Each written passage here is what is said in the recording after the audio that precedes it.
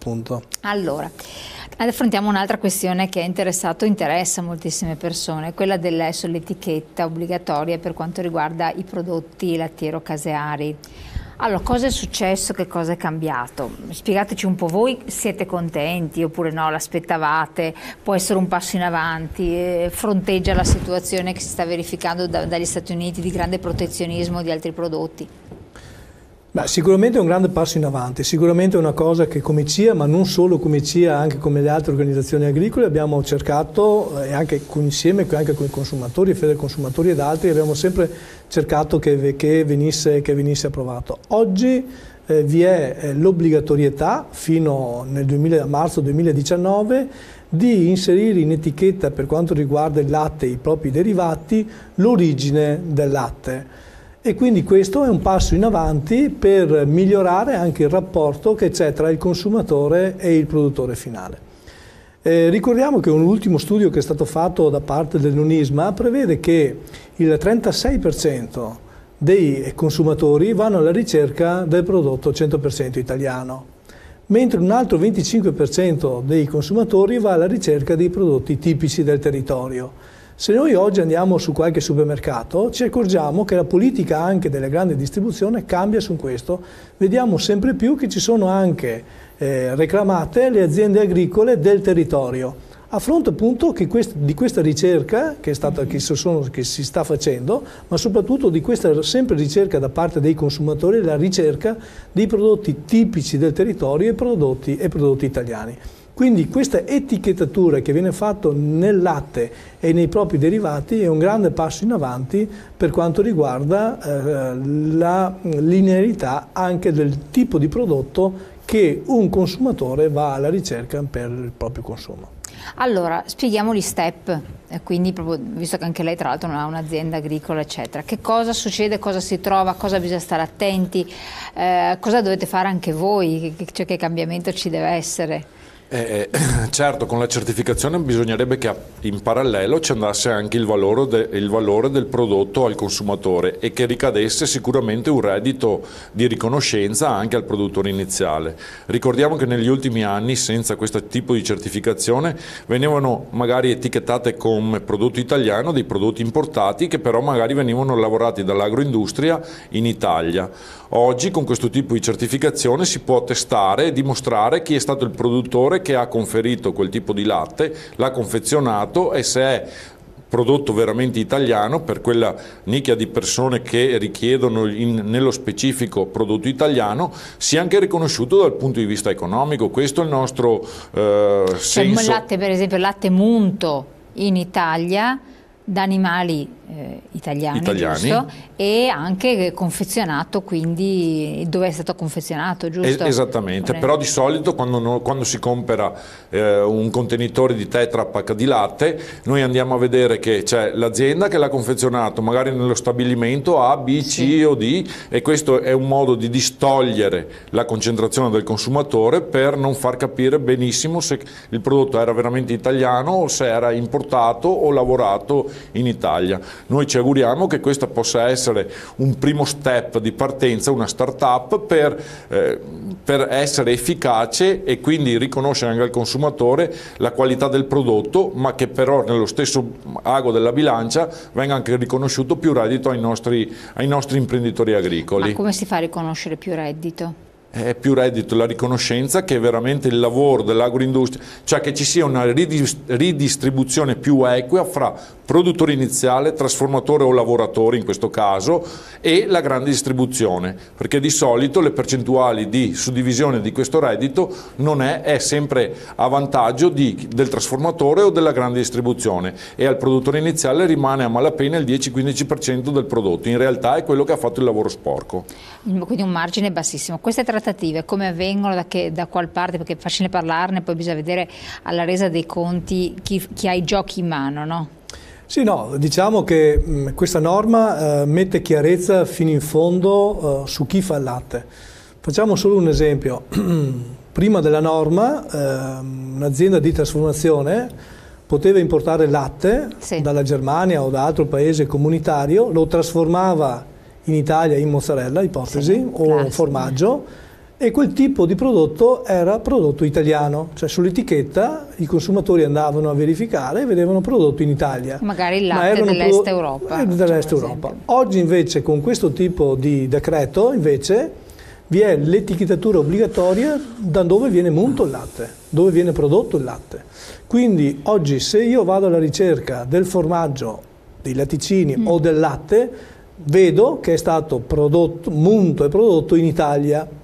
E quindi è evidente che se io vado alla ricerca dei nostri consumatori e cerchiamo di valorizzare il nostro prodotto, nel momento il mercato dovrebbe fare la sua parte, nel momento in cui sempre più consumatori utilizzano il prodotto italiano, sempre più vi è la ricerca del prodotto italiano e quindi in questo caso l'agroindustria dovrebbe darci quei centesimi in più che oggi non ci vengono dati per il prodotto italiano. Quindi riconoscerlo, insomma. Riconoscere il vero prodotto italiano. Ricordo che oggi agli agricoltori e ai nostri allevatori viene dato un valore di 37 centesimi al litro, il valore del latte, quando per produrlo costano mediamente 39 centesimi. Quindi oggi le nostre aziende agricole sono in perdita e questa perdita... Perché è aumentata la cifra, vero? Rispetto sì, è aumentata di qualche, di qualche centesimo, però le nostre aziende agricole sono in perdita e questo lo stiamo verificando ulteriormente, nel senso che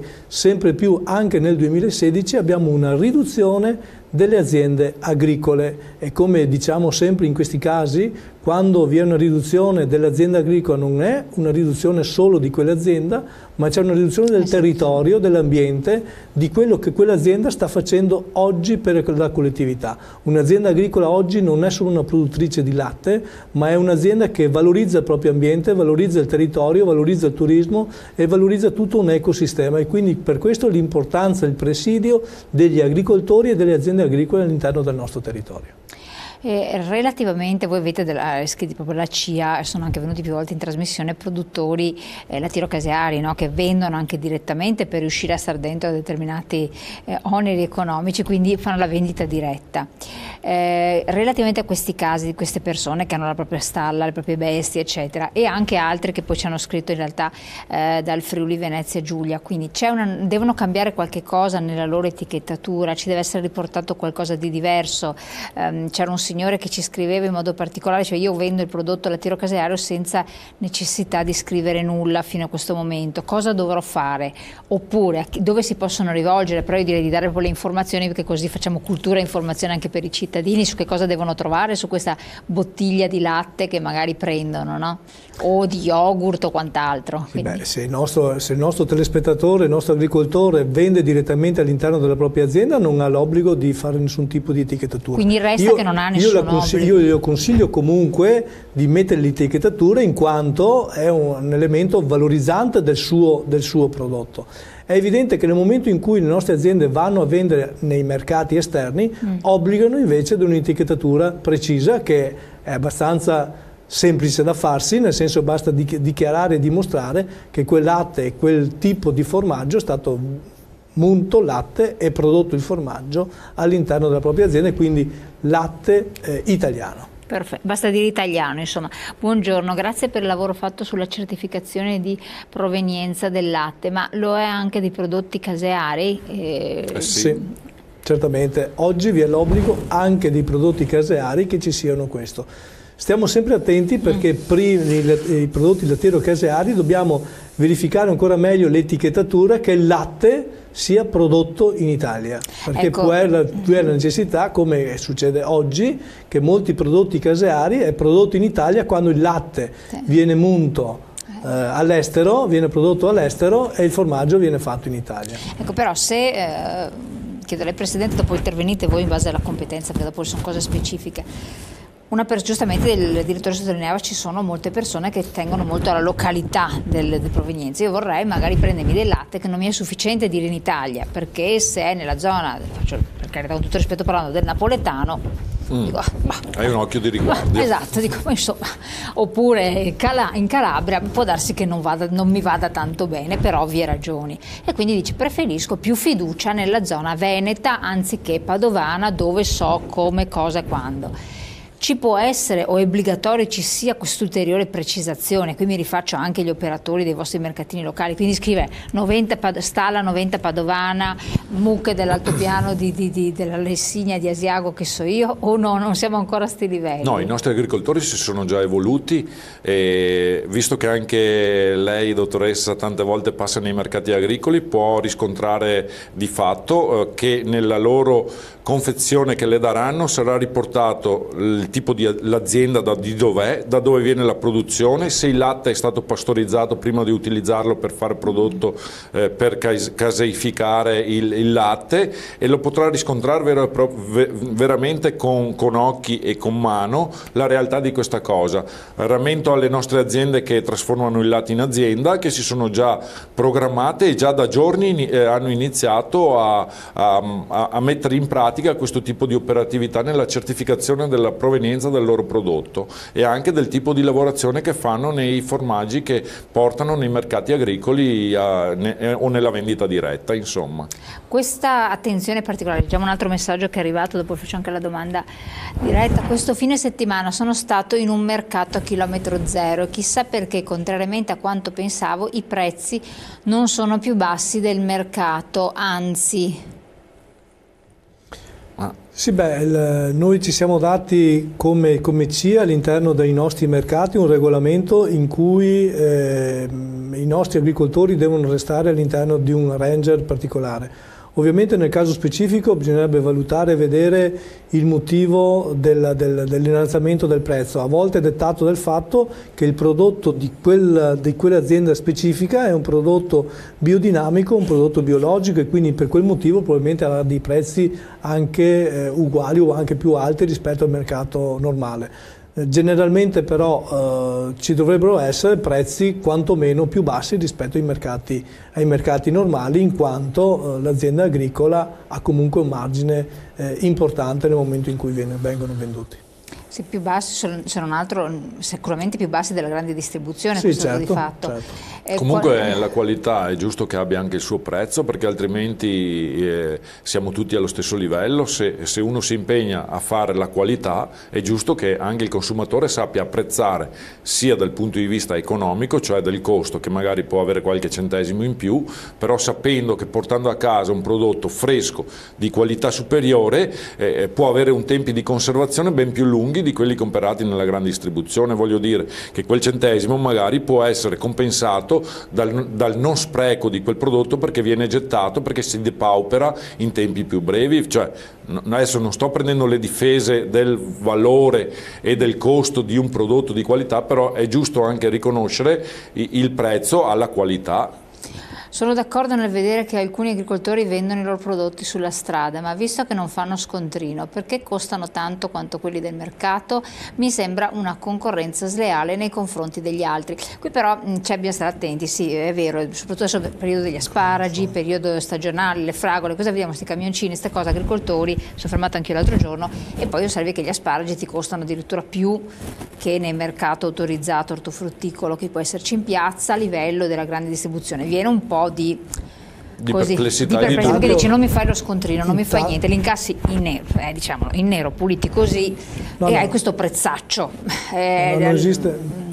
È corretto questo? No, non è corretto, non esiste il nero, cioè nel senso che l'azienda agricola sa perfettamente, in agricoltura esistono due tipi di contabilità, ma devono o all'interno del registro di corrispettivi o col scontrino fiscale devono emettere fiscalmente l'avvenuto pagamento, e quindi in base all'avvenuto pagamento poi si dovranno ovviamente pagare le tasse dovute. Ricordo che per quanto riguarda l'agricoltura vi è l'esenzione dell'IRPEF per quanto riguarda il reddito agrario e il reddito domenicale, e quindi all'interno di quello può essere anche che l'azienda abbia sicuramente dei benefici. Non ne ha benefici nel caso specifico nella vendita del proprio prodotto all'interno delle varie vendite. Non so se le aziende poi sono proprio aziende agricole quelle che vendono per strada, oppure se facciamo riferimento, come abbiamo visto in molti casi anche nel Veronese, facendo anche l'autostrada ma facendo anche le strade provinciali, in cui le aziende agricole aprono le loro porte per la vendita del loro prodotto, ma lì vai dentro un'azienda agricola, esatto. E quindi là è un altro ragionamento. No, ma no, lungo le nostre strade ci sono ormai furgoncino che vendono verdura dell'orto dell'azienda agricola, però effettivamente bisogna capire l'aspetto fiscale. Sicuramente devono pretendere il rilascio dello scontrino o della ricevuta. Ci deve essere, quindi questo. Torniamo su questi temi, pubblicità, pochi secondi. All'interno